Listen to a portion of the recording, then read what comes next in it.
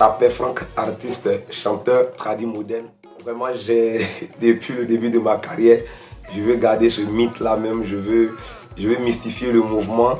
Donc, je préfère même que l'on retienne Tapet Frank. Voilà, parce que c'est ce qui nous réunit ici aujourd'hui.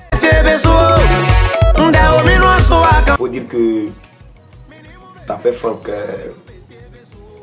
je ne dirais pas que je suis allé à un moment donné à la musique. Je dirais que je me suis engagé pour finir. Sinon, depuis le début, je faisais la musique parce qu'au primaire, déjà, c'est moi que tout le monde regardait. Quand il y avait des activités scolaires et autres là, c'est moi qui chantais un peu. De manière inconsciente, j'arrivais à réunir mes collègues, mes amis et puis chanter. Souvent même, je me rappelle de quelque chose où on cotisait la craie. C'est-à-dire qu'à midi, quand on doit aller normalement à la maison, nous on ne va pas à la maison, hein. Les élèves là cotisent la craie. Au primaire, est-ce que nous on a l'argent? On cotise la craie, et puis on va entrer pour que Tapet Frank chante. Et on venait voir le spectacle. Voilà.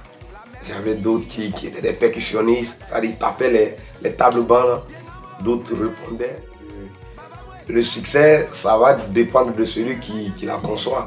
Sinon que je pense que j'ai du succès, une évolution artistique dans la mesure où on a aujourd'hui un album qui est disponible, un album qui est en ligne, qui est sur YouTube.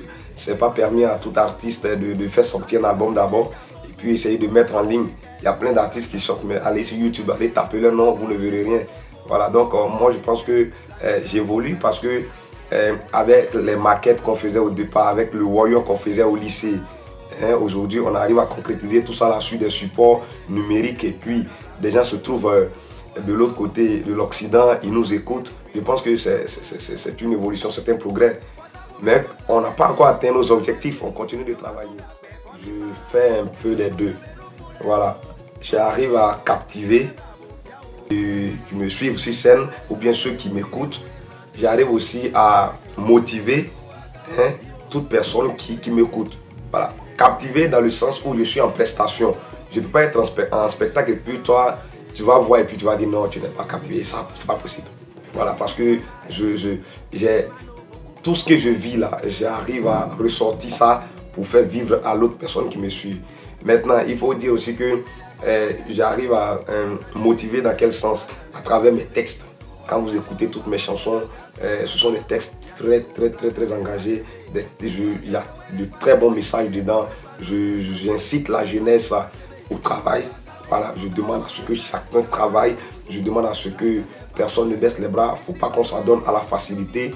J'essaie de présenter aussi les réalités de la vie parce qu'il ne faut pas cacher ça, faut pas cacher ça aux jeunes.